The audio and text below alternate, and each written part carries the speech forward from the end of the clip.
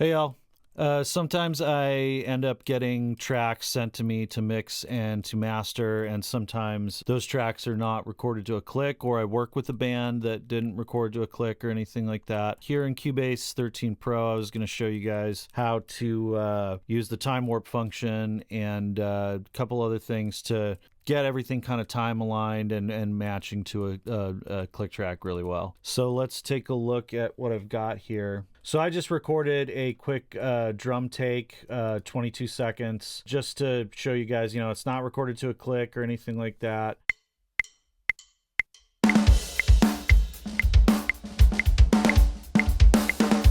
So yeah, it's not on with the click. Most programs, Pro Tools, Logic, Ableton, they all have the ability to analyze a track and kind of give you roughly what the tempo is. It's no different here in Cubase. So I'm going to use it, the snare track. It's got those clicks kind of there at the beginning. And what I'm going to do is I'm going to go up to Project here. I'm going to go to Tempo Detection. This pops up right here, and we're just going to analyze it. And it's going to bring up the time warp tool, and it's going to put in a bunch of tempo points on the tempo track right here. Anyways, this is not going to be just right. What we're going to need to do is go into the tempo track here and manually adjust some of these. If I play it back with the click here,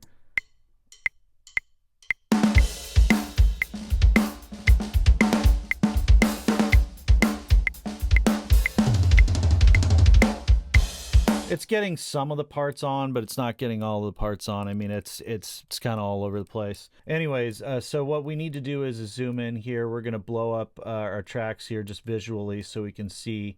What we want to do is we want to get these points. So we want them to line up with the transients of our drum track here. And we basically just want them to align to the one. So we'll just have to kind of listen back and see how we're doing.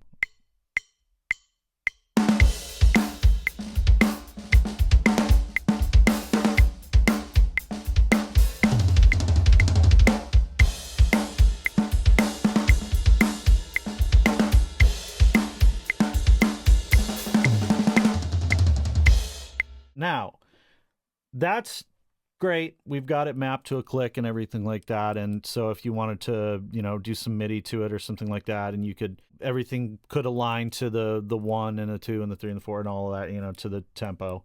So that's great and all. But let's say the performance is kind of all over the place and it's not really meant to speed up or slow down at all. And you want it to be just more uniform, more just, just map perfectly, a little more perfectly at least, to a consistent metronome. Let's say like this we want it to average, say, like 115 or something like that. What we can do is we can take these drum tracks, since they were recorded without a click, it's whatever the metronome was when they were recorded.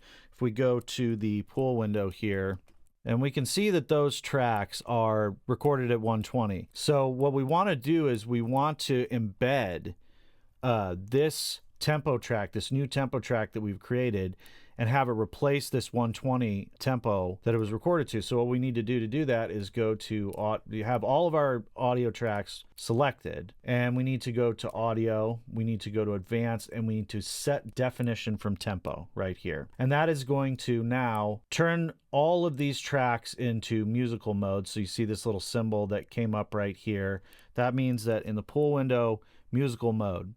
So that means that these tracks will now automatically adjust themselves and align themselves to whatever the tempo is. And you can see here it says 113.92. That's probably an average or whatever, or that's what it started out at. Anyways, but each of these individual points represent the stamp of these files. So all we need to do now, since they're in musical mode, is come to our tempo track, and if we delete all of these points here, boom, everything will align to whatever the tempo is. Now I said 115 would be a good average. Let's see. So we'll make it 115. And now when I play this back, it should align to this click. It should automatically morph itself to fit with just that single click, just 115 the whole way through. Here you go.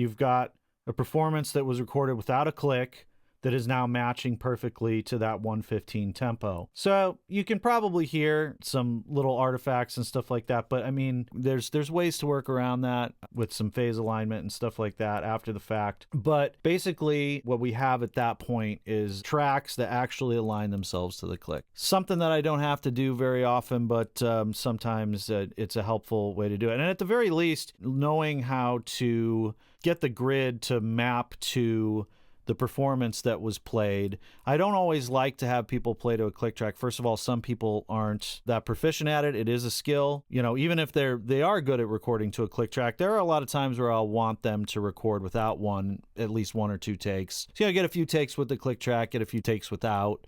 A lot of times without the click track, the performance is better, just because it's more natural, everything like that. And this is a way that if you want to add MIDI, if you want to use like delay throws that match perfectly with the timing of their performance and stuff like that, and have it all mapped to the grid really well, this is a way to do it using the time warp function. And I know like all Pro Tools and Logic and all that, they all have similar tools that do that.